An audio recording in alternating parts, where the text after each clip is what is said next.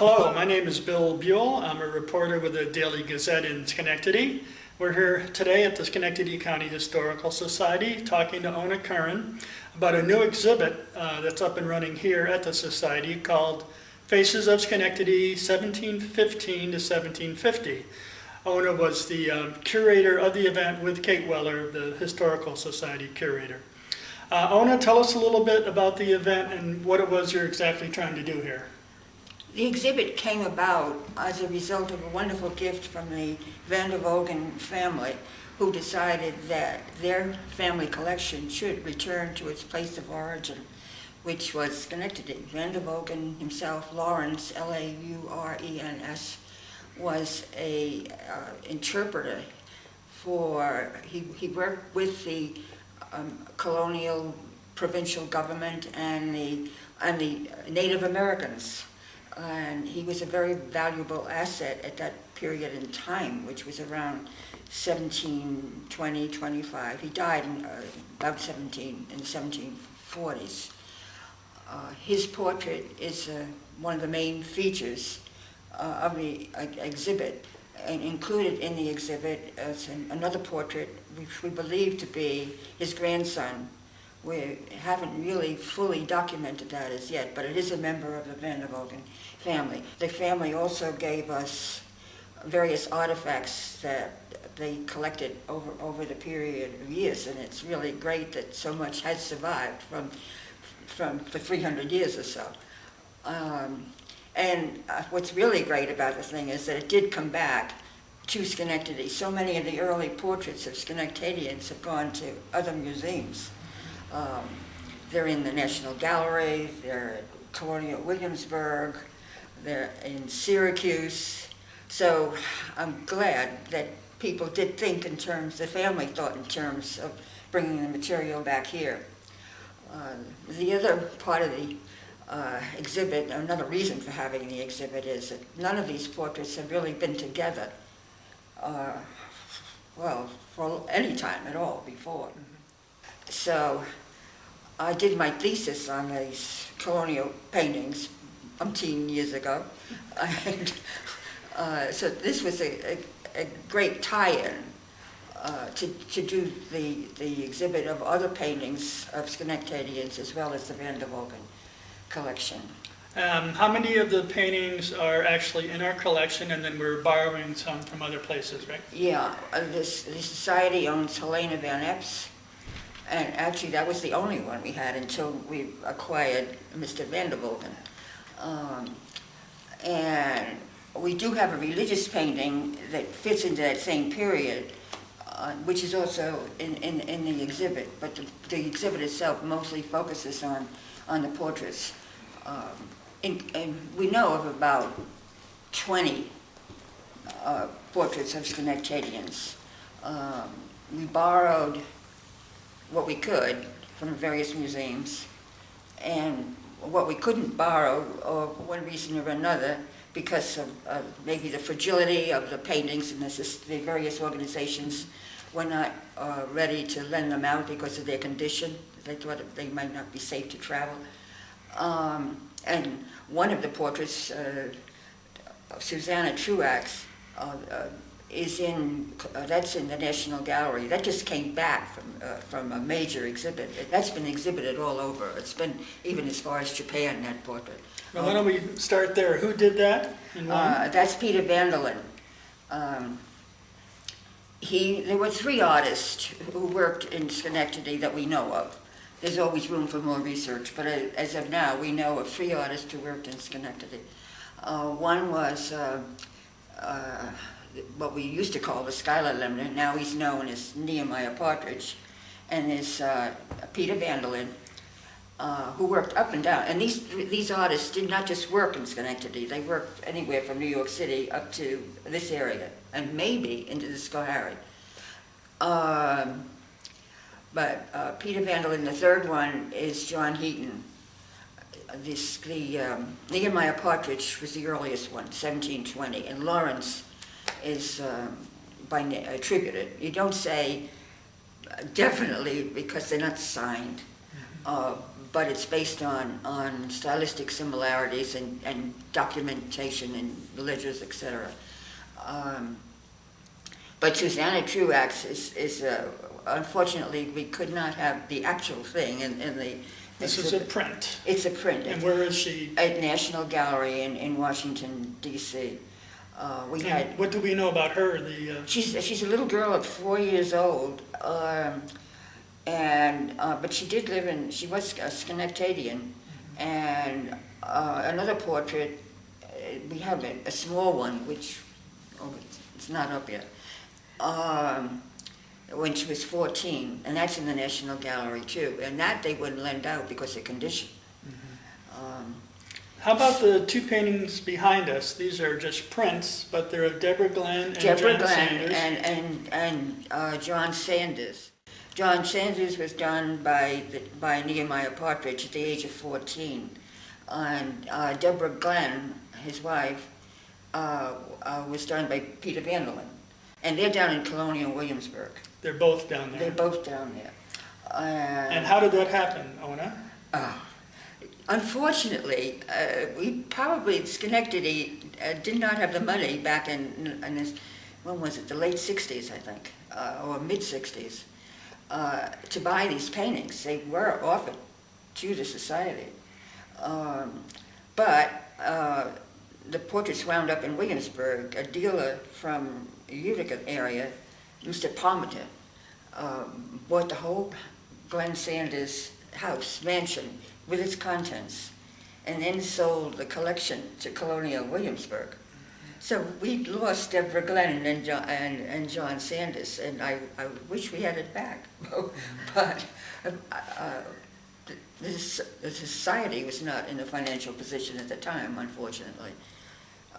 The Deborah Glenn painting is valuable. It's famous. Famous? And that's another one that has traveled around, and I think that may have gone over to one of the Asiatic countries for an exhibit too.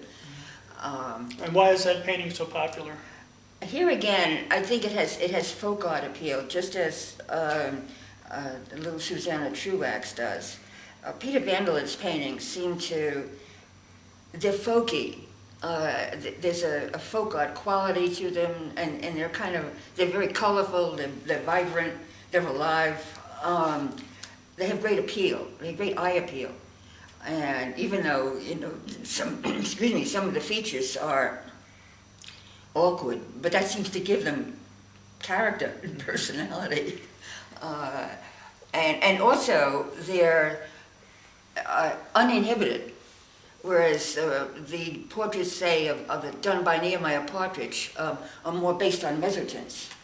And very much, mezzotints were an English tradition, developed in England and in Europe. And the artists who preceded Vanderlyn used these mezzotints as a source material.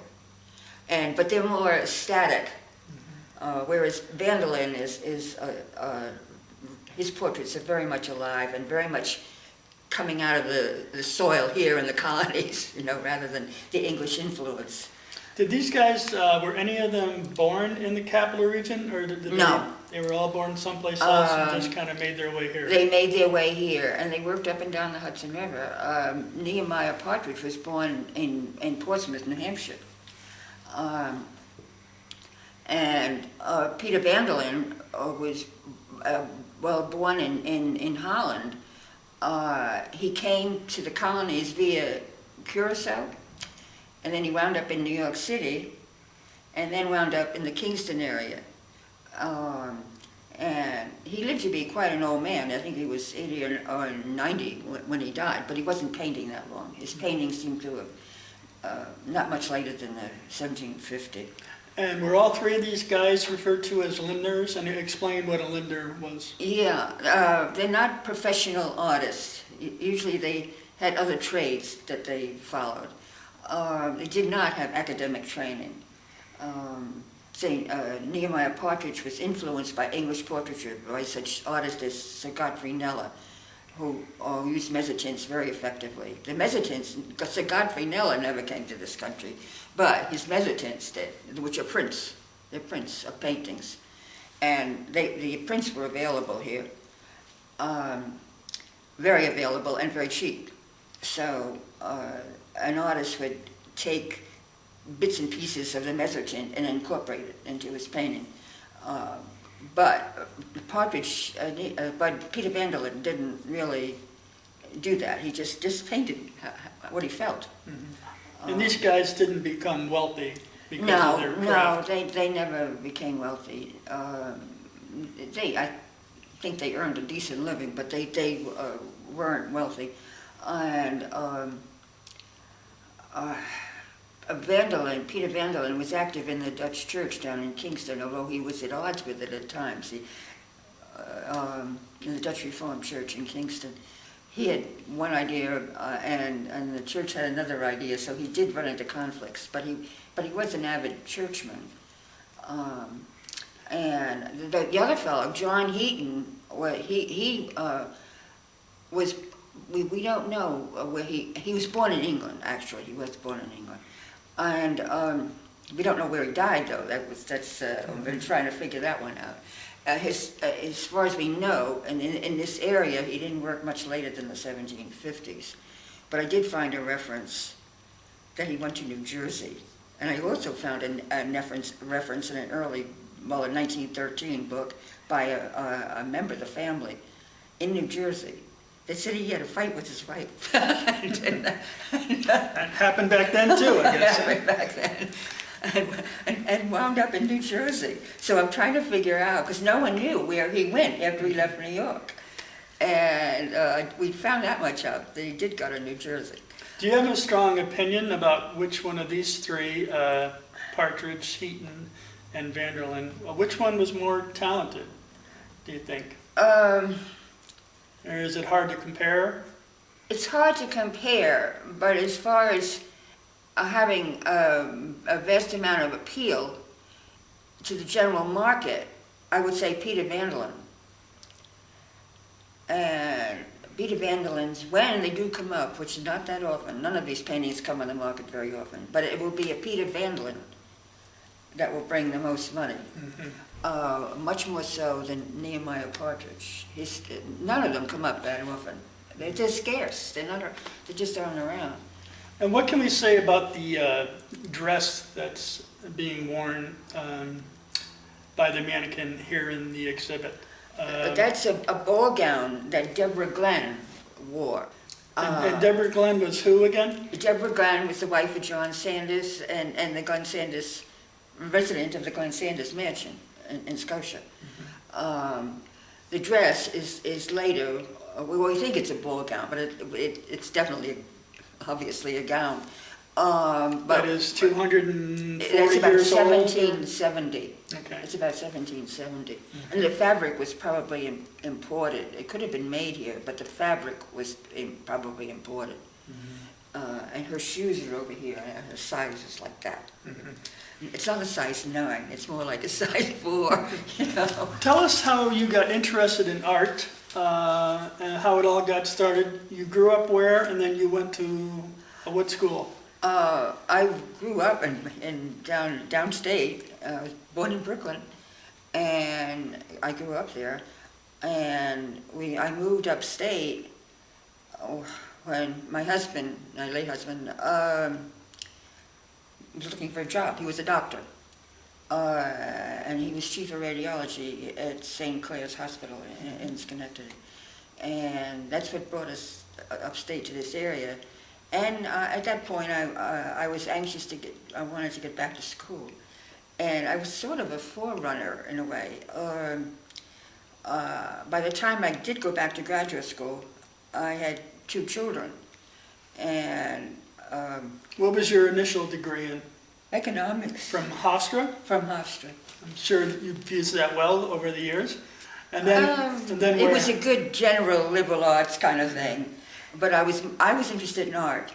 But back then, my mother told me that do something practical, you know. So That's what mothers do, yes. She didn't want me to go to art school. So it came to being that this program started at Cooperstown, graduate program, in museum work, which I was always interested in. My mother would take me to museums when I was 6 years old, down to the Brooklyn Museum.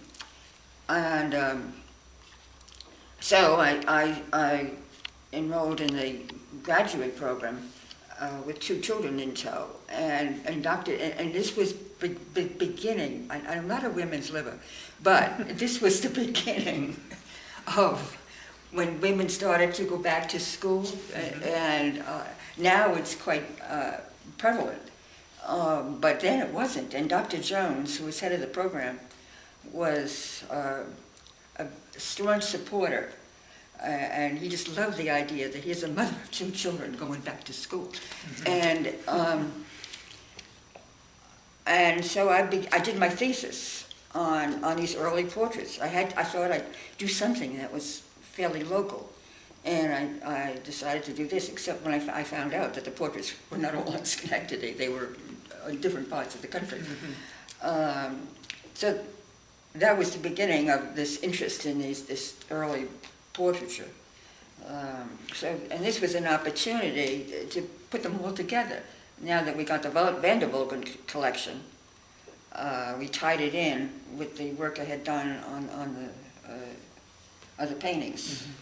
Now, you worked here for a while. You worked at the Schenectady Museum. I was curator at the Schenectady. I was actually acting director for a while at the Schenectady Museum. Don Smith left. I remember being in the old building. And I don't know if he died or I know he died, but I know I became. But I think he left to go over to the Berkshires, and I was acting director for a while until they hired another director, and then I was curator, and I came down here, and I was director here too, briefly, Well, I don't want to let you go before bringing up 3 people who I think are pretty important to your life. So just give us a little capsule summary of who they were and what they mean to you. Thomas McIlworth. Oh, Thomas McIlworth followed this group of paintings. He came in about in the 1760s, primarily. I did a book on Thomas McIlworth, and he painted many of the Hudson Valley people too, and his style was a little bit different. He was going into more what they call the Rococo period, and which is a little more elaborate. Although he did look at mezzotins too, to get some background material. But he painted many of the leading figures of the day, the Van Rensselaers, the Van Cortlands, Stuyvesants. He worked up and down the Hudson River too. Who was Samuel Sexton? Samuel Sexton was 19th century, and he painted everybody in town, I think, in Schenectady. And he had a long lifetime. He died about 1890, and he was painting. He was born, I think, 1813. So do you like his stuff? I like the earlier period better. Sexton did a variety of things. He did a lot of portraits. Some of them, especially toward the end of his career, were rather dull. They were almost photogenic. But his earlier ones, like around 1840, were more uninhibited and a little bit folkier, which gives them a little more personality rather than a photographic kind of image. But we're finding out too that he did other landscapes. He would copy other paintings. Like Claude Lorraine, the Frenchman. We have a portrait in the collection, a painting here in the collection. It's a landscape, and it's copied after a French artist. And Sexton did do the 1690 Schenectady massacre. He did the massacre. He's well known for the massacre, which is it's not really what Schenectady looked like in 1690, but it was what he thought it looked like, so we didn't have too many houses with thatched roofs, and it was freezing February 9th, or thereabouts of the massacre, and these Indians are running around with brief clothing, let's say, and it was a little chilly. Let me ask you about Caroline Keck. Who is she? Oh, a wonderful woman. She was my mentor. She died maybe, it's about a year ago now. At the age of about 99.9, she didn't quite make it to 100. Mm-hmm. She was a very vocal kind of person, had definite opinions, and very much into art conservation. She has done a lot for the conservation field. 30, 40 years ago, we didn't have the conservatives that we have now, but she trained many of them. She started the conservation program in Cooperstown. Mm-hmm. She and her husband, he died maybe 10 years ago. But she was the kind of person, too, that if she liked you, you were in. If she didn't, she could be very, very critical. Mm-hmm. She liked you, She liked me. I was lucky, Mm-hmm. But she was a great friend and a wonderful teacher. And she was always encouraging me. She would have loved it if I worked in the National Gallery, I think, but I couldn't work in the National Gallery for more than one reason. But I also had a family and two kids, so two sons. Do you paint at all yourself? I did for a while, but I don't do it anymore. When the children were growing up, I was painting, but I haven't done much since then. So it's mostly been art history.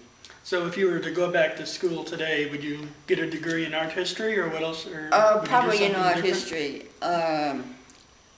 Yeah, I would go back for art history. I'd probably have to go to. I don't think SUNY in Albany has it. You'd have to go somewhere else to do it. So at this stage of the game, I should have done it years ago, but I couldn't. Ona Curran from Esperance, New York. Thanks for spending some time with us today.